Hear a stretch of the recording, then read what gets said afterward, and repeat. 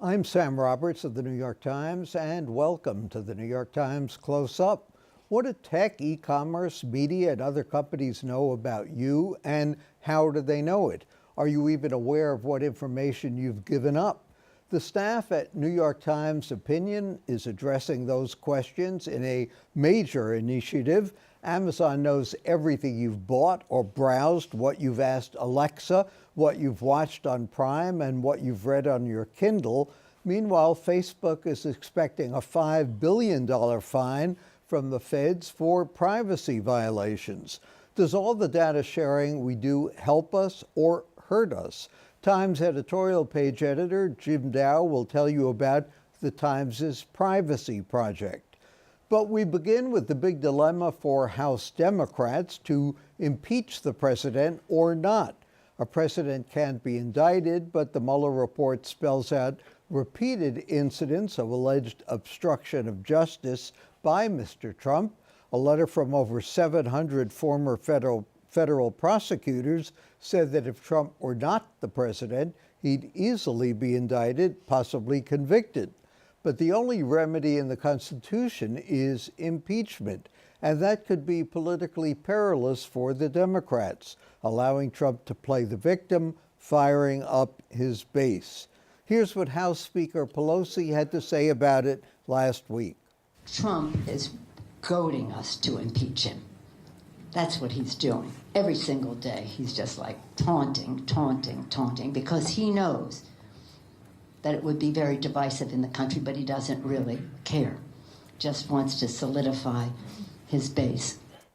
So what's the calculus for the Democrats? Clyde Haberman, a contributing writer for the New York Times, Dr. Heath Brown, a professor at John Jay College and the City University Graduate Center. A review in the Times the other day of Brenda Wineapple's new book on Andrew Johnson's impeachment. And she wrote that the impeachment attempt had not succeeded, but she said it had worked.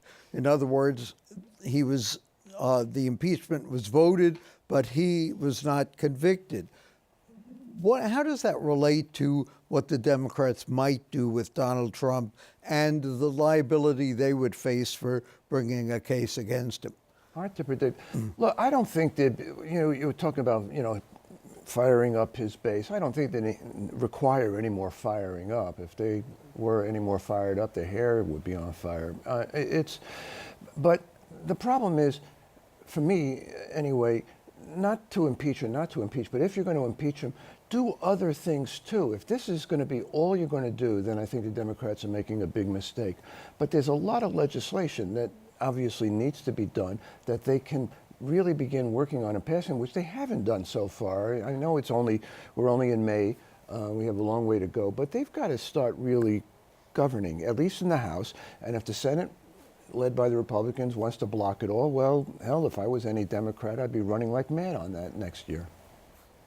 Yeah, I mean, I think the historical precedent here is one that's relevant today because I think we know what impeachment hearings would lead to, which would be a Senate vote that wouldn't go very far. So I think we know it would happen in the future if an impeachment hearing was held. And the question is not what the outcome is, but what would the political consequence be? And I think that, Clyde, you're absolutely right, that if the concern is about rallying or de-rallying one's base, it seems like it's hard to imagine who would be turned off or turned on by this. It seems like it's pretty well baked into the cake here. I think Republicans know how they feel and Democrats know how they feel as well. And hard to see whose mind would really be changed by this. But if the pivotal vote is going to be the center, independents, whoever is going to decide that election in the middle, can the Democrats come up with enough new evidence that might sway those people who theoretically are undecided? Yeah, I don't know if those undecideds really play the role that they did in the past. The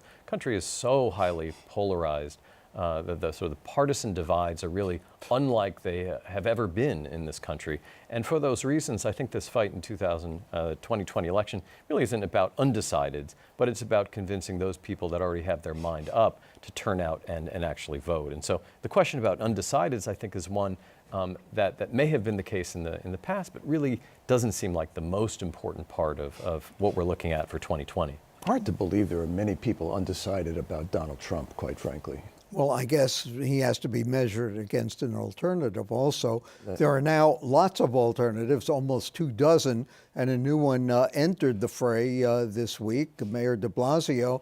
You can make an argument, I guess, that the mayor has nothing to lose by running, but what does he have to gain? Well, you know, this mayor, certainly all New York mayors, but this one is no exception, has an extremely inflated view of himself, in my view. I cannot, for the life of me, think of what he's going to add to what the other 22 are already doing. He's going to be to the left of Bernie Sanders and Elizabeth Warren. Is he going to be more appealing than some of the folks in the center? I don't see it. And always worth remembering, not that history necessarily repeats itself, but no New York mayor, as you well know, Sam, has risen to higher elective office since John T. Hoffman became governor. That was 1868. 151 years is a pretty long time. That is a long time. And of course, as we know, stranger things have happened in politics. But I just don't see what he adds to the equation. Frankly, I think he's been MIA since he took the oath of office for the second term. There are very few major initiatives that I can think of. He can indeed say that he's kept crime way down, and he has some of his school programs, but he's very vulnerable, I would think. He's had the NYCHA scandal, which any sensible person would hit him with. He's had his own ethical issues, which he could be hit with. On fundraising, certainly. On fundraising, for sure. And I think he's quite vulnerable. Well, interesting, Jennifer Senior in a column in the Times quoted Hank Scheinkopf as saying de Blasio has been floating through history. And interestingly enough, too, he was the only one in a recent poll who had a negative approval rating. More people viewed him unfavorably than favorably. And yet he's never lost an election. So that's going to feed an inflated ego, if nothing else. That's true. Yeah, Heath, what do you think? Well, I mean, they think of public service as a calling. Question, who is calling? Who that hasn't already called one of these other candidates? I think what we're really looking at today, in a way that hasn't been the case in the past, is running for president isn't mainly about being elected president. That there are dozens of other motivations that aren't exactly trying to be elected 2 years from now. And it's all of those that I think are the explanation for why all sorts of candidates are getting to the race, including the mayor, but not exclusively the mayor, about a national stage, about talking about issues they feel like are not being addressed. I think we see some of the other candidates in the race coming forward in that way. Clyde, I think you're right. What is that issue for the mayor is hard to know, but I think the actual election is far from the calculation right now. Well, he could say he ran the biggest city in the country, and then we can judge him on that, I guess. But John Lindsay did, and he didn't go anywhere. Rudy Giuliani did, and he didn't go anywhere on that same terrain. De Blasio could get lucky. I argue that he got lucky in 2013, that he was running against several people who were extremely flawed one way or another, whether it was Anthony Weiner or John Liu, who had a scandal surrounding him, or Chris Quinn, who was too closely tied to Mayor Bloomberg for a lot of people's tastes. He may get lucky again, and the other 22 may do what Democrats are very good at, which is forming a circular firing squad. And by next week, we may have 24. Thanks to Clyde Haberman and to Heath Brown. And coming up next, what information about you should be public, what should not be. We'll talk with the Times Privacy Project in a minute.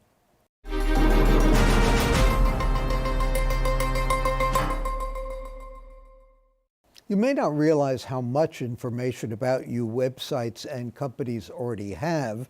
Google knows the terms you've searched, the videos you've watched, among other things. Facebook knows everything you do on its websites or apps, all the info from your profile, your activity on Facebook, Messenger, and much more. It's come to the point that even the co-founder of Facebook thinks the company is too powerful and should be broken up. So how can individuals and society navigate an environment where data is shared? Privacy seems to be disappearing. What should be the rules of the road? James Dow is op-ed page editor of the Times, one of the people spearheading the privacy project at the New York Times. What are we trying to accomplish, Jim, in pursuing this project?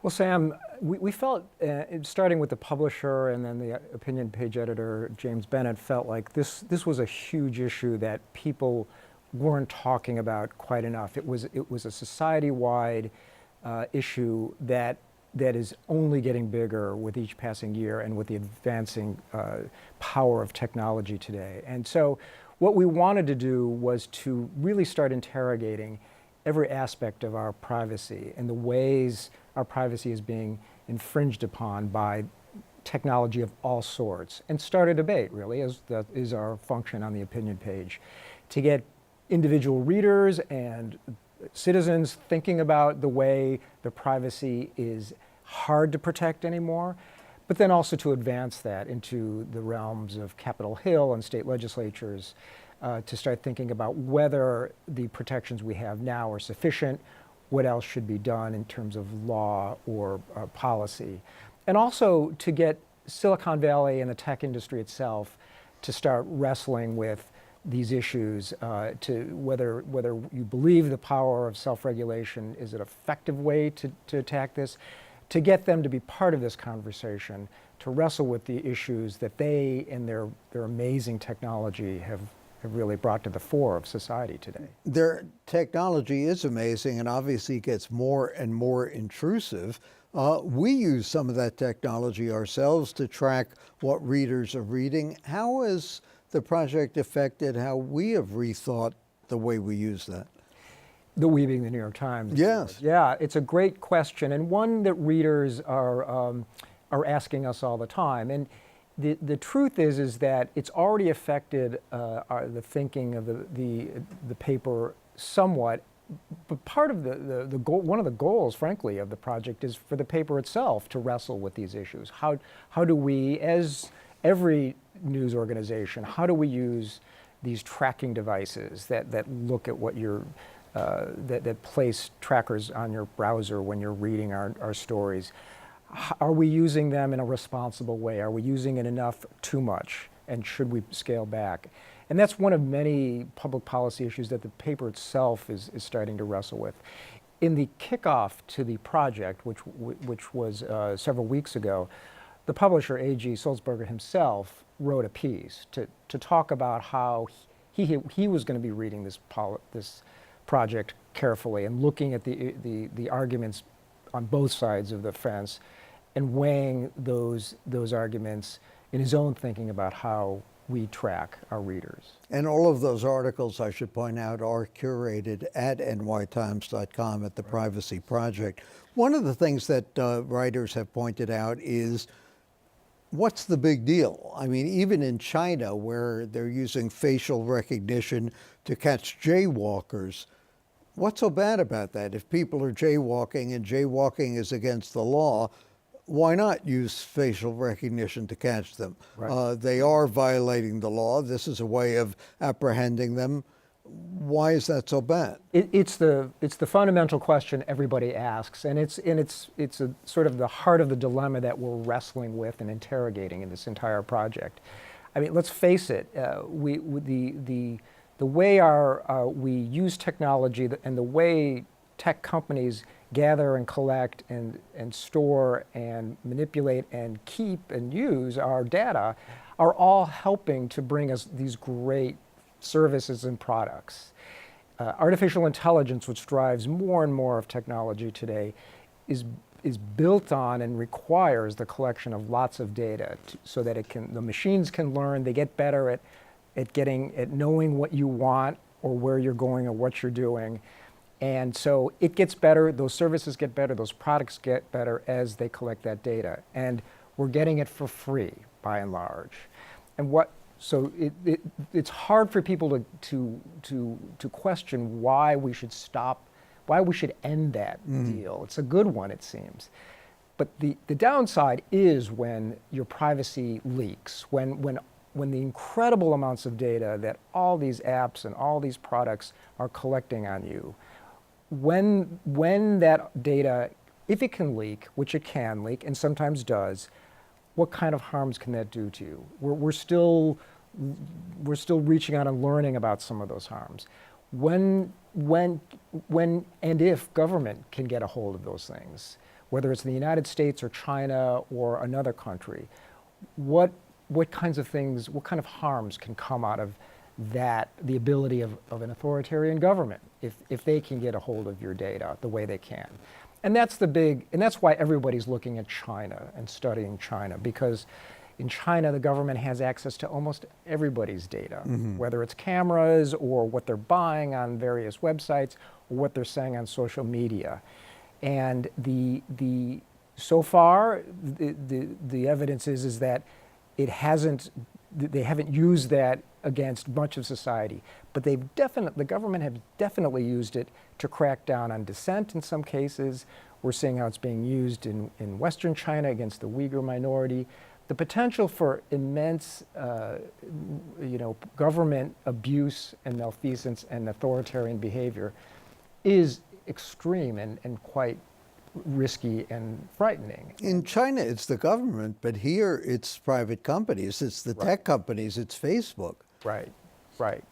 And that's the interesting question here. Now, I should point out that our government can get a hold of some of this data, and they are collecting data on their own in ways that sometimes we know about and sometimes we don't, and some of it is quite private. But the New York Police Department, for instance, does have facial recognition programs, and it is collecting video from many spots in New York. And if we trust them to use it correctly, then perhaps that's a good thing. And clearly, that kind of collection of data can lead to the solving of crimes quickly.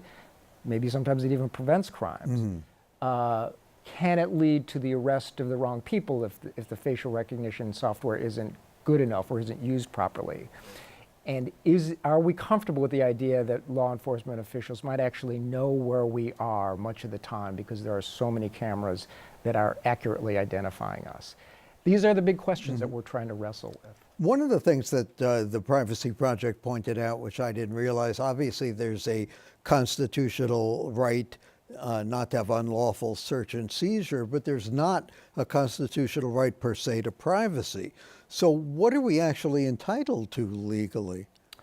You know, it's a really great question, and one that I think legal scholars are really just starting to wrestle with. I mean, I'm not a lawyer and I'm not an expert in the field, but there are, privacy law has evolved, very gradually over the centuries, and it once upon a time it was really about the privacy of your home and making sure that your domicile was your place, and that the authorities could not just enter any time.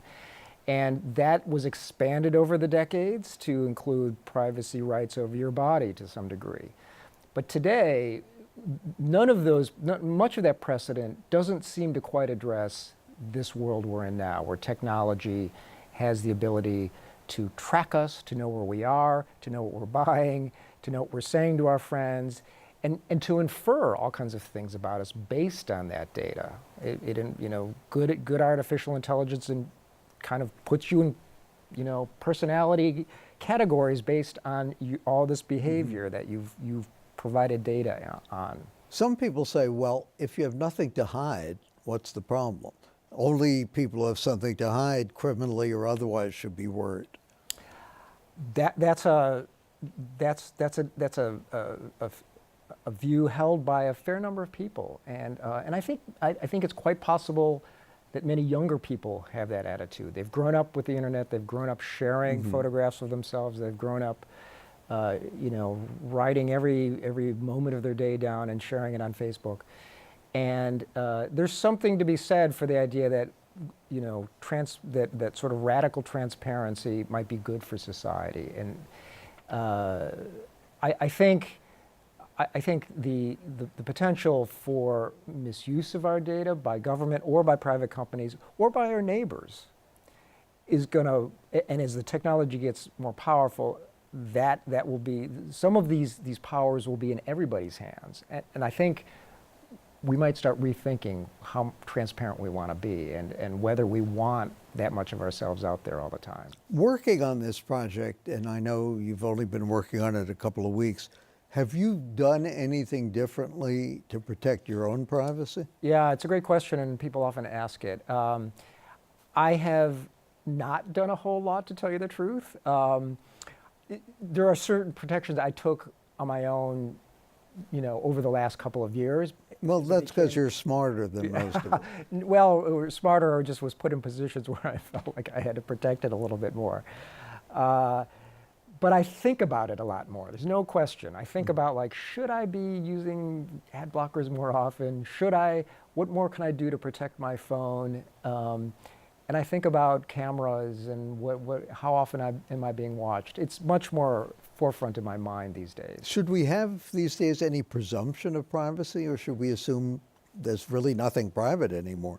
Everybody has to live their life their own way, but I think it's wise to assume you don't have a lot of privacy anymore. I think it's wise to assume that just about anything you do on the internet is visible to somebody. You can participate in the Privacy Project, of course, share your stories, and also sign up for Charlie Warzel's newsletter, among other things. And thanks to James Dow, the op-ed page editor of the New York Times. And I'll add my thoughts coming up next on CODA. Thank you for joining us.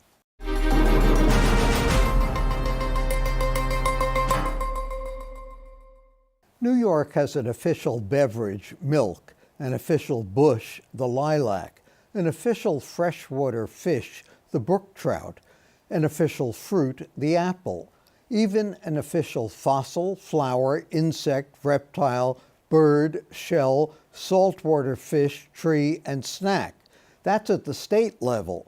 All New York City has is an official seal. Not the aquatic mammals splashing around the zoos or the harbor, but the official emblem affixed to authenticate municipal documents. As we approach the city's quadricentennial, this might be a good time to reconsider the symbols that by today's standards may be less than politically correct and trigger what some people now regard as microaggressions. The seal is not carved in stone. It's a political statement. It's been recast before to reflect prevailing opinion. The arms of Amsterdam vanished when the British seized the city from the Dutch. Immediately after the American Revolution, an eagle replaced the British royal crown. The most fungible feature has been the date. First, it was 1654, although the first municipal charter was actually granted in 1653. Then it was amended to 1664, when the British renamed New Amsterdam, New York. To humiliate the British, in 1974, Paul O'Dwyer, the Anglophobic Irish-born president of the City Council, got the date changed again. In 1624, Dutch settlers landed on Governor's Island. In 1626, Peter Minuit claimed to have bought Manhattan from the Indians, but the date on the seal was changed to 1625, the year that Dutch settlers shipped their cattle to greener pastures in lower Manhattan. Now, speaking of Indians, do we really still want a mostly naked one named Sinister on the city seal? And what about those two flour barrels? They symbolize the Bolting Act of 1674, which granted the city a monopoly to mill and export flour. So much for capitalism and free trade. The windmill blades are a nice bow to alternative energy, but both the human figures on the seal are men.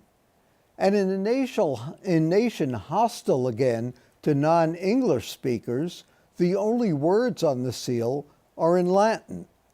And let's not forget the two beavers. Beavers have lodged on the city seal since 1653, and since 1623 on the seal of New Netherland. That's because then and now the city was the largest fur market in the country. Now the city council wants to ban the sale of fur altogether. What would that have meant in 1626? Peter Minuit was said to have bought Manhattan for tools and trinkets worth about 60 guilders. That was the equivalent of about 6 beaver pelts. Was it a bargain? Well, consider that the ship that delivered news of the purchase back to New Amsterdam was also carrying a cargo that included 7,000 beaver skins. At the same exchange rate, the Dutch could have bought half of New York State. For the New York Times and CUNY TV, I'm Sam Roberts.